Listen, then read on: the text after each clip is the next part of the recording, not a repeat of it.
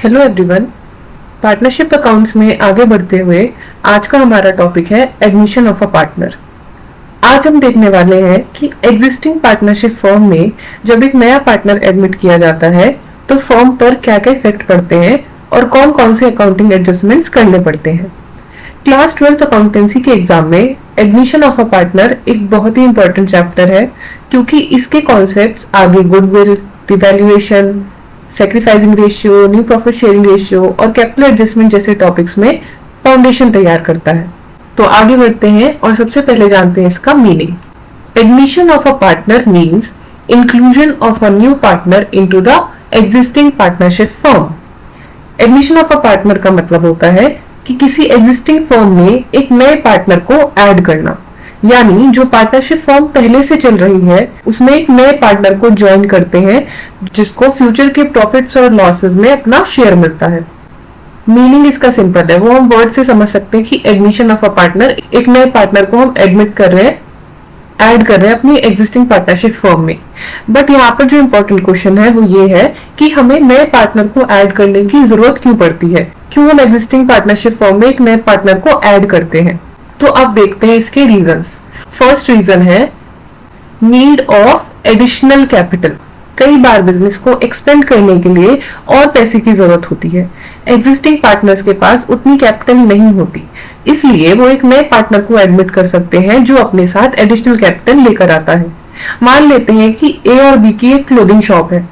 अब वो एक ब्रांच अपनी और खोलना चाहते हैं और उन्हें उसके लिए 20 लाख रुपए चाहिए, तो वो एक नया पार्टनर ऐड कर सकते हैं फर्म में जो अपने साथ वो एडिशनल कैपिटल ला सके।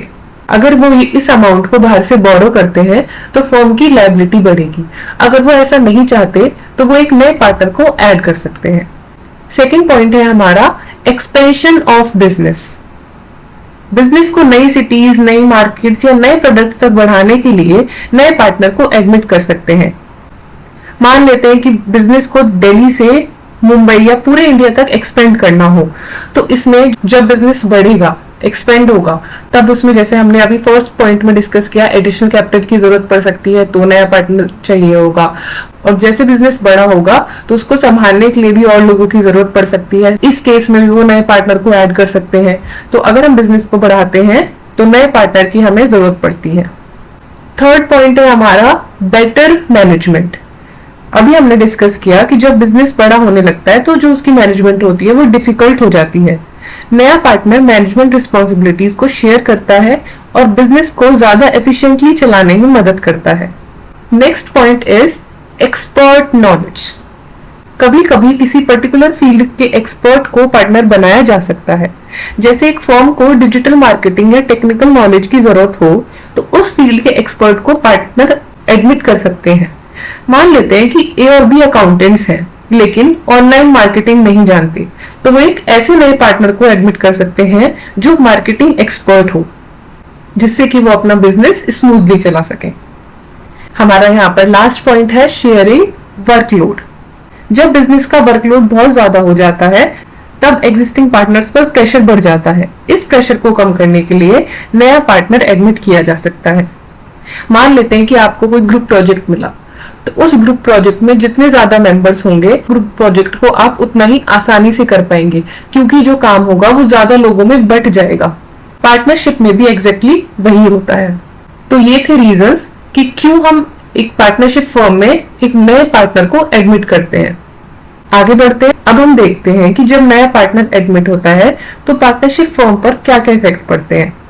पार्टनरशिप फर्म का बिजनेस ऑलरेडी चल रहा था, सभी चीजें कैरी ऑन हो रही थी, लेकिन जैसे ही एक पार्टनर नया ऐड होगा तो कुछ चीजों में चेंजेस आएंगे। कहाँ कहाँ हमें ऐसे चेंजेस दिखाई देते हैं, क्या क्या चेंजेस करने पड़ते हैं, वो हम देखेंगे इसमें। सबसे पहला जो इफेक्ट है वो हमारा पड़ता है change in profit sharing ratio. मान लेते हैं किसी पार्टनरशिप फर्म में दो पार्टनर्स थे, ए एंड बी। इन दोनों का जो रेशियो था वो था 3:2। जो भी इनको प्रॉफिट होता था वो 3:2 में ये लोग डिवाइड करते थे। बट अब इन्होंने एक नए पार्टनर को एडमिट कर दिया जो था सी। अब सी भी इनके साथ फर्म में ऐड हो गया, तो क्या ये इसी प्रॉफिट शेयरिंग रेशियो में अपना प्रॉफिट शेयर कर सकते हैं? नहीं। अब इनको अपना प्रॉफिट सी के साथ भी बांटना होगा। तो उसके लिए अब इनको एक नया प्रॉफिट शेयरिंग रेशियो निकालना होगा जो ए, बी और सी तीनों का होगा, जिसमें कि ये अपना प्रॉफिट शेयर करेंगे। तो हमारा जो पहला इफेक्ट दिखता है वो हमें दिखता है change in profit sharing ratio. Second point है हमारा सेक्रीफाइस बाय ओल्ड पार्टनर्स। नए पार्टनर को शेयर देने के लिए ओल्ड पार्टनर्स को अपना प्रॉफिट शेयर का कुछ हिस्सा छोड़ना पड़ता है, इसी को हम सेक्रीफाइस कहते हैं। अभी हम इसको आगे समझेंगे डिटेल में, बट यहाँ पर आपको बस इतना समझना है कि अभी जैसे ये एग्जांपल हमने लिया ए और बी का, यहाँ पर इनका रेशियो था 3:2, तो जो भी प्रॉफिट होता था वो ये सिर्फ 3:2 में डिवाइड करते थे। बट अब सी भी ऐड हो चुका है, तो जो इनका प्रॉफिट होगा, सिंपल सी बात है कि उसके पहले 2 हिस्से होते थे, बट अब वो प्रॉफिट 3 हिस्सों में बटेगा। तो इसका मतलब ये हुआ कि जो ए और बी है वो कुछ ना कुछ तो सेक्रीफाइस कर रहे हैं, तो जो उनका सेक्रीफाइस होता है यहाँ पर हमें उसकी जरूरत होती है। थर्ड पॉइंट है हमारा valuation and adjustment of goodwill. Goodwill को हम डिटेल में समझेंगे आगे, बट यहाँ पर आप शॉर्ट में ये समझेंगे कि गुडविल फर्म की रेपुटेशन होती है, जो फर्म ने कमाई होती है over the period of time. तो जो फर्म के एग्जिस्टिंग पार्टनर्स थे, उनकी मेहनत से जो फर्म ने गुडविल कमाई थी, इस गुडविल पर सी का कोई हिस्सा नहीं है, क्योंकि वो एक नया पार्टनर है, उसकी इसमें कोई मेहनत नहीं है। तो एक नए पार्टनर को एडमिट करने से पहले गुडविल की वैल्यूएशन होती है और उसकी एडजस्टमेंट होती है, उसको बांटा जाता है एग्जिस्टिंग पार्टनर्स में। यहाँ पर एक पॉइंट और ध्यान रखना है, जो नया पार्टनर होता है वो फ्यूचर के प्रॉफिट में अपना शेयर लेता है, तो इसलिए उसे गुडविल के लिए कंपेंसेशन भी देना पड़ता है, जिसे हम कहते हैं प्रीमियम फॉर गुडविल। ये सब डिटेल में पढ़ेंगे आगे। अभी हम नेक्स्ट पॉइंट पर आते हैं। यहाँ पर हमारा नेक्स्ट पॉइंट है revaluation of assets and reassessment of liabilities. Admission के समय एसेट्स और लायबिलिटीज की फ्रेश वैल्यूएशन की जाती है, ताकि जो पुराना प्रॉफिट है या लॉस है वो सिर्फ ओल्ड पार्टनर्स को मिले, उसमें नए पार्टनर का कोई हिस्सा नहीं होता। तो एसेट्स और लायबिलिटीज की रीवैल्यूएशन करके जो भी फर्म को प्रॉफिट या लॉस आएगा वो सिर्फ ओल्ड पार्टनर्स में डिस्ट्रीब्यूट होगा, उनके ओल्ड प्रॉफिट शेयरिंग रेशियो में। और लास्ट हमारा यहाँ पर पॉइंट है एडजस्टमेंट ऑफ पार्टनर्स कैपिटल। नए रेशियो के अकॉर्डिंग पार्टनर्स की कैपिटल्स को भी कभी कभी एडजस्ट करना पड़ता है। कभी कभी पार्टनर्स डिसाइड करते हैं नए पार्टनर्स के एडमिशन पर कि उनकी जो कैपिटल होगी वो पर्टिकुलर अमाउंट रखेंगे, वो कि अब हमारी फर्म की कैपिटल इतनी होगी, तो उसके अकॉर्डिंग पार्टनर की कैपिटल में एडजस्टमेंट करने पड़ते हैं। तो ये थे हमारे इफेक्ट्स, जो कि एक जब नया पार्टनर एडमिट होता है पार्टनरशिप फर्म में तब होते हैं। आगे बढ़ते हैं और one by one in effects के बारे में जानते हैं। फर्स्ट हमारा इफेक्ट दिया हुआ था change in profit sharing ratio. इसी को हम क्या बोलते हैं, न्यू प्रॉफिट शेयरिंग रेशियो। जैसा कि हमने डिस्कस किया कि जब नया पार्टनर पार्टनरशिप फर्म में आता है, तो जो एग्जिस्टिंग पार्टनर्स का प्रॉफिट शेयरिंग रेशियो है उसमें प्रॉफिट डिवाइड नहीं हो सकता, एक नया प्रॉफिट शेयरिंग रेशियो निकालने की जरूरत पड़ेगी। तो सबसे पहले हम उसी की कैलकुलेशन जानेंगे कि हम नया प्रॉफिट शेयरिंग रेशियो कैसे निकालते हैं। Ratio in which all partners share profits after admission of new partner, it is called new profit sharing ratio.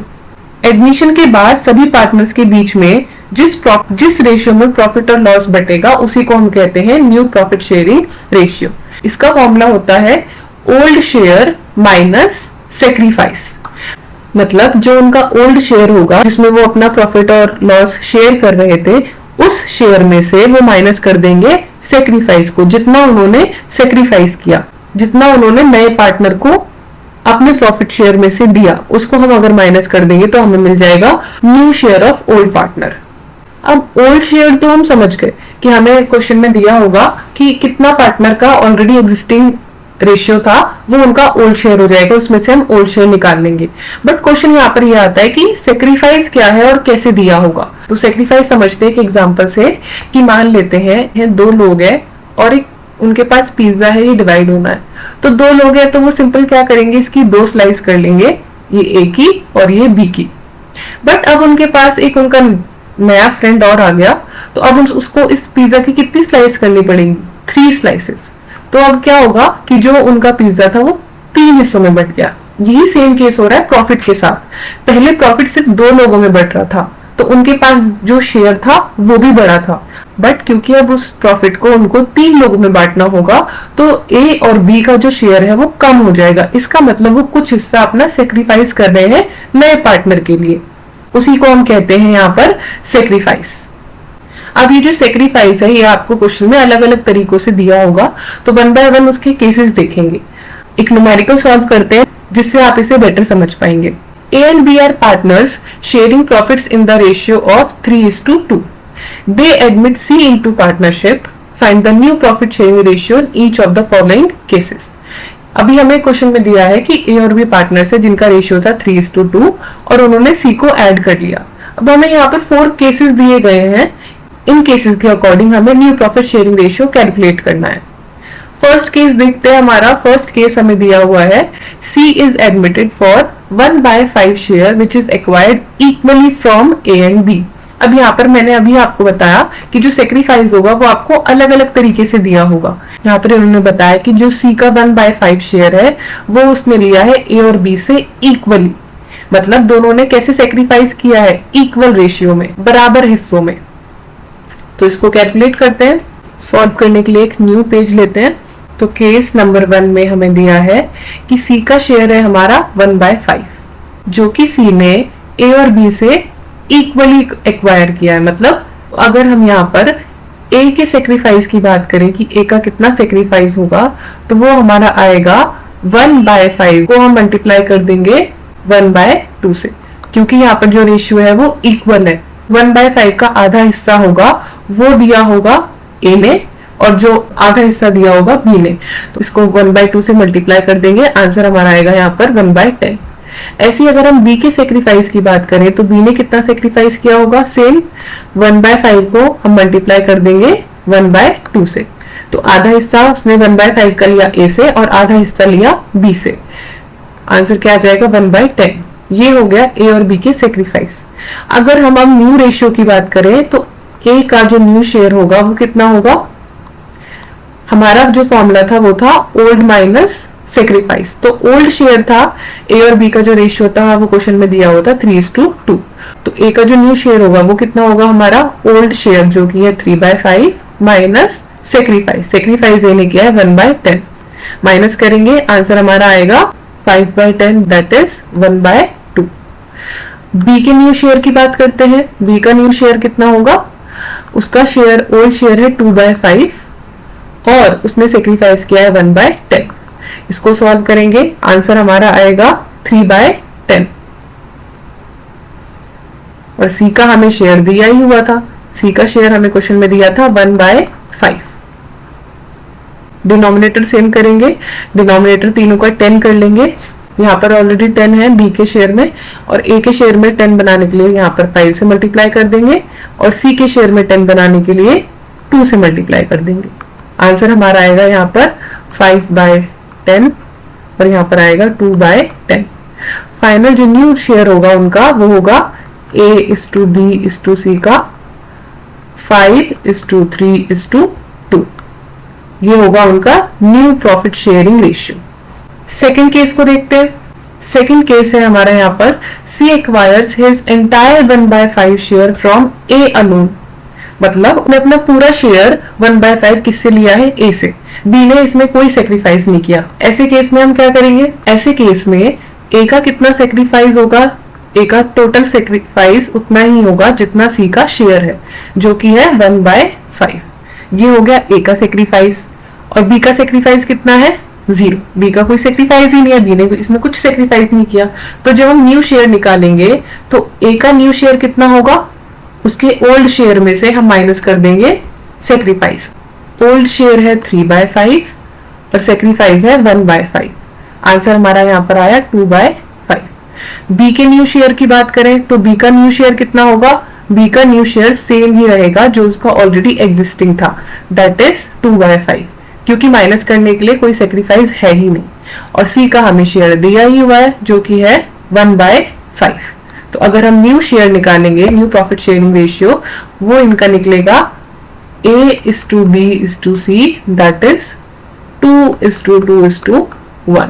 तो ये होगा उनका न्यू प्रॉफिट शेयरिंग रेशियो। अब क्वेश्चन में आपको इस तरीके से भी दिया हो सकता है कि C is admitted for 1/5 share, A sacrifices 1/10 and B sacrifices 1/10 from their respective shares। तो यहाँ पर आपको पर्टिकुलर शेयर दिया हुआ है कि कितना शेयर A ने सेक्रीफाइस किया है और कितना शेयर B ने सेक्रीफाइस किया है। तो आप इसको क्या करेंगे, इसको डायरेक्टली माइनस कर लेंगे। ए का जो शेयर आएगा, ए का न्यू शेयर जो होगा वो कितना होगा हमारा, उसके ओल्ड शेयर में से जो कि है 3/5, उसमें से माइनस कर देंगे सेक्रीफाइस जो कि डायरेक्टली क्वेश्चन में दिया है। आंसर हमारा यहाँ पर आएगा 5/10। ऐसे ही बी के न्यू शेयर की बात करें अगर, तो बी का न्यू शेयर कितना आएगा, 2/5 में से हम माइनस कर देंगे 1/10।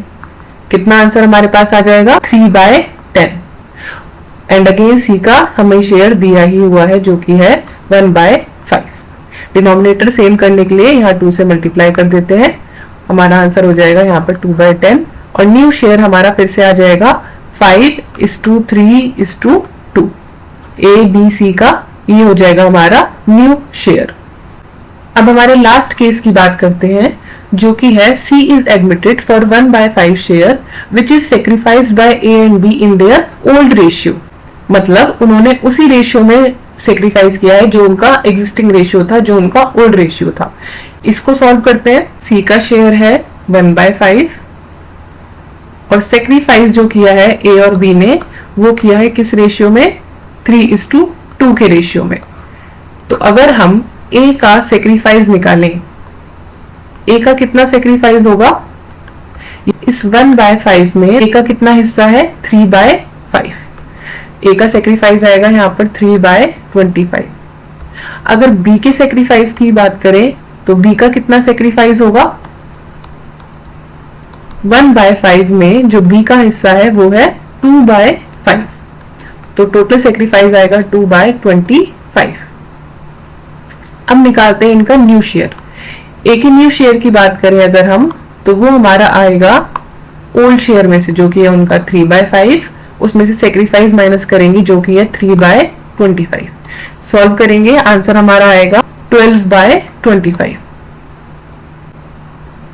बी के न्यू शेयर की बात करते हैं। बी का न्यू शेयर कैसे आएगा हमारा, उसके ओल्ड शेयर में से जो कि है 2/5, उसमें से माइनस कर देंगे सेक्रीफाइस। सेक्रीफाइस कितना आया, 2/25। आंसर हमारा यहाँ पर आएगा 8/25। एंड अगेन सी का शेयर है हमारा यहाँ पर 1/5। डिनोमिनेटर सेम करने के लिए 5 से मल्टीप्लाई कर देंगे ऊपर और नीचे, आंसर हमारा आ जाएगा 5/25। और न्यू रेशियो की अगर बात करें तो वो हमारा निकलेगा, इससे अगर हम निकालें तो 12:8:5। ये होगा हमारा न्यू प्रॉफिट शेयरिंग रेशियो। तो ये था हमारा केस नंबर 4। आगे बढ़ते हैं। नेक्स्ट टॉपिक है हमारा सेक्रीफाइसिंग रेशियो। सेक्रीफाइसिंग रेशियो के बारे में जानते हैं अब हम। Sacrificing ratio is a ratio in which old partners sacrifice their share of profit in favour of the new partner. अभी हमने सेक्रीफाइस के बारे में जाना। सेक्रीफाइस क्या होता है, जब नए पार्टनर एडमिट होता है तो कुछ हिस्सा एग्जिस्टिंग पार्टनर्स अपना सेक्रीफाइस करते हैं नए पार्टनर के लिए, उसको हम कहते हैं सेक्रीफाइस। अभी प्रीवियस क्वेश्चन में हमें सेक्रीफाइस दिया हुआ था क्वेश्चन में कि कितना उन्होंने सेक्रीफाइस किया है, या तो वो रेशियो में दिया हुआ था, जैसे एक फर्स्ट जो केस था उसमें हमें इक्वली दिया था तो उनका रेशियो था 1:1, या फिर उनका शेयर वो अलग से बता सकते हैं कि कितना शेयर है उनका सेक्रीफाइस में। बट अगर हमें सेक्रीफाइसिंग रेशियो क्वेश्चन में कैलकुलेट करना पड़े तब हम कैसे करेंगे, तो सेक्रीफाइसिंग रेशियो का फॉर्मूला होता है old ratio minus new ratio. जब हमने न्यू रेशियो कैलकुलेट किया था तो हमने किया था न्यू रेशियो कैलकुलेट करने के लिए ओल्ड शेयर में से, जो उनका ओल्ड शेयर था उसमें से हमने माइनस कर दिया था सेक्रीफाइस। अब हमें सेक्रीफाइस निकालना है तो सिर्फ सेक्रीफाइस रेशियो निकालने के लिए क्या करेंगे, ओल्ड में से न्यू को माइनस कर देंगे। जो नया पार्टनर आया उसके आने से पहले जो उनका ओल्ड शेयर था वो ज्यादा था, और अब जो उनका न्यू शेयर होगा वो उनके ओल्ड शेयर से कम होगा, तो जितने का डिफरेंस होता है वही हमारा आ जाता है सेक्रीफाइस। अब इसको समझने के लिए न्यूमेरिकल्स देखते हैं। A and B are partners sharing profits in the ratio of 3:2. They admit C into partnership. Calculate sacrificing ratio in each of the following cases. उनका आपको रेशियो दिया हुआ है जो कि है 3:2। अब C के आने पर सेक्रीफाइसिंग रेशियो निकालना है आपको हर केस में। फर्स्ट केस देखते हैं। फर्स्ट केस आपको दिया हुआ है E is admitted for 1/4 share. A sacrifices 1/6 from a share and B sacrifices the remaining share. Find sacrificing ratio. तो इन्होंने बोला कि C का जो शेयर था वो था 1/4 और A ने सेक्रीफाइस किया 1/6। रिमेनिंग शेयर सेक्रीफाइस किया बी ने, तो हम रिमेनिंग शेयर निकालते हैं कि कितना बचा होगा शेयर जो कि बी ने सेक्रीफाइस किया होगा। तो रिमेनिंग शेयर हमारा कैसे आएगा, सी का शेयर था 1/4, इसमें से 1/6 किसने सेक्रीफाइस किया, ए ने, तो जो बचा शेयर होगा वो बी ने सेक्रीफाइस किया होगा। इसको सॉल्व करेंगे, आंसर हमारा आएगा 1/12। तो ये जो 1/12 है ये किसने सेक्रीफाइस किया है, बी ने। तो ए का सेक्रीफाइस हो गया 1/6 और बी का सेक्रीफाइस यहाँ पर हो गया 1/12। यहाँ पर डिनोमिनेटर सेम कर लेंगे, 1/6 को मल्टीप्लाई कर देंगे 2 से, डिनोमिनेटर सेम हो जाएगा 2/12 और जो सेक्रीफाइसिंग रेशियो है वो हमारा आ जाएगा 2:1 का। ये होगा उनका सेक्रीफाइसिंग रेशियो। सेकंड केस में देखते हैं, after admission new profit sharing ratio becomes 2:2:1, find sacrificing ratio of A and B. यहाँ पर आपको directly new profit sharing ratio दिया है और आपसे पूछा है कि सेक्रीफाइसिंग रेशियो कितना होगा। ओल्ड शेयर हमें पता है ए और बी का कितना है 3:2 और यहाँ पर मेंशन है उनका न्यू शेयर, तो हम सिंपली यहाँ पर ए का सेक्रीफाइस निकाल लेंगे। पहले ए का सेक्रीफाइस कितना आएगा, अभी हमने फॉर्मूला पढ़ा कि हम ओल्ड शेयर में से जो कि है 3/5 उसमें से माइनस कर देंगे जो उनका न्यू शेयर है। न्यू शेयर कितना है 2/5, माइनस करेंगे, आंसर हमारा आएगा 1/5। ऐसे ही हम कैलकुलेट कर लेंगे बी का सेक्रीफाइस। बी का सेक्रीफाइस कैलकुलेट करने के लिए जो उसका ओल्ड शेयर है, ओल्ड शेयर कितना था 2/5, इसमें से माइनस कर देंगे जो उसका न्यू शेयर है। न्यू शेयर कितना है अगेन 2/5, माइनस करेंगे तो कितना आएगा 0। इसका मतलब कि जो सेक्रीफाइस किया है वो पूरा किसने किया है, ए ने, तो इनका रेशियो कितना हो जाएगा 1:0। सारा का सारा जो सेक्रीफाइस है वो किसने किया है, ए ने, बी ने कोई सेक्रीफाइस नहीं किया। थर्ड केस पर आते हैं, C acquires his entire 1/5 share from A alone, find sacrificing ratio. अगर ऐसा केस होगा जहां पर एक ही ने सारा सेक्रीफाइस किया है तो ऐसे केस में बी का सेक्रीफाइस कितना होगा 0। इसका मतलब सारा सेक्रीफाइस ए ने किया है।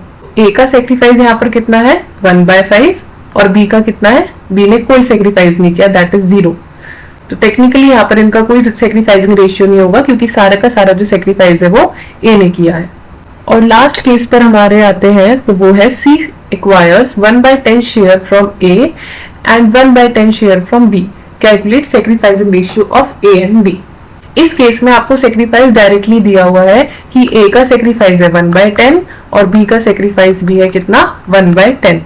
तो ऑलरेडी आपको सेक्रीफाइस दिया हुआ है, इसका रेशियो अगर आपको निकालना होगा तो आप लिख देंगे इसको 1:1, मतलब इनका रेशियो है इक्वल। तो ये थे अलग अलग केसेस अगर आपसे सेक्रीफाइसिंग रेशियो पूछा जाएगा क्वेश्चन में तब। फॉर्मूला इसका अगर आपको अच्छे से याद है तो आप इसको इजीली सॉल्व कर सकते हैं, तो इसका फॉर्मूला जरूर याद रखेंगे। I hope admission of a partner का बेसिक कॉन्सेप्ट अब आपको क्लियर होगा। That's all for this video. Keep learning and keep practising.